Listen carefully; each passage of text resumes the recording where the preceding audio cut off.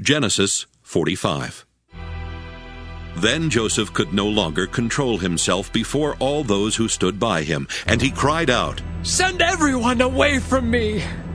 So no one stayed with him when Joseph made himself known to his brothers. And he wept so loudly that the Egyptians heard it, and the household of Pharaoh heard it. Joseph said to his brothers, "I am Joseph. Is my father still alive?"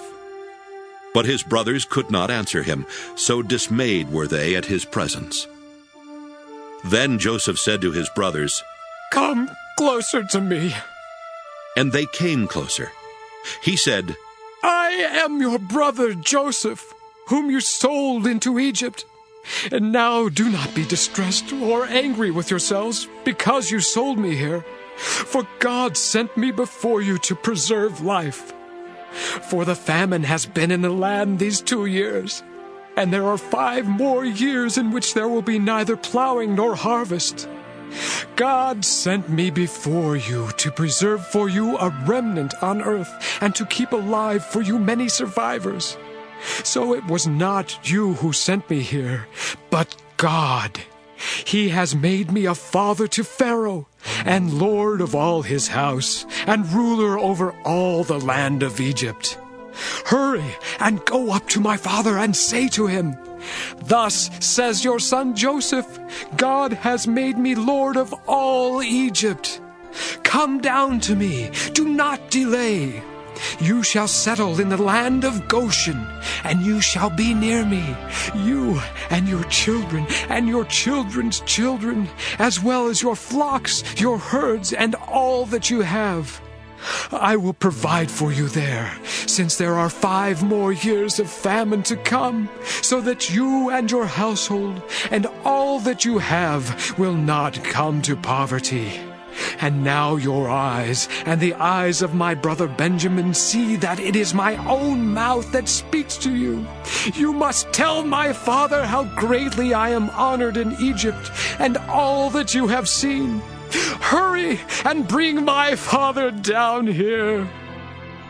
Then he fell upon his brother Benjamin's neck and wept, while Benjamin wept upon his neck.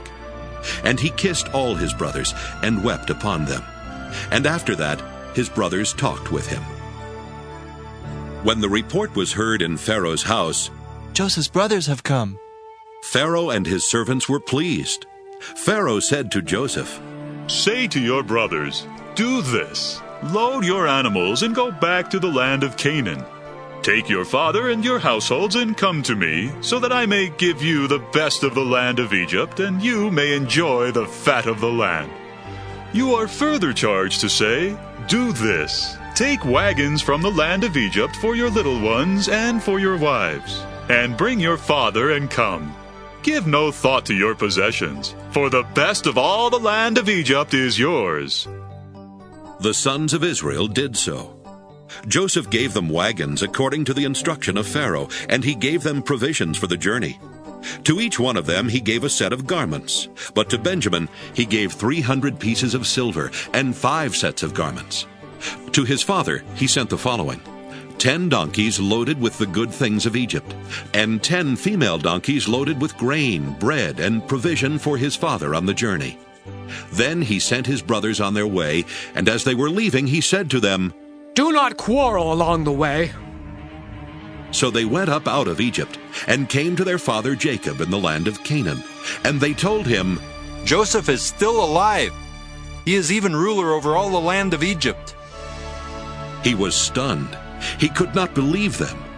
But when they told him all the words of Joseph that he had said to them, and when he saw the wagons that Joseph had sent to carry him, the spirit of their father Jacob revived.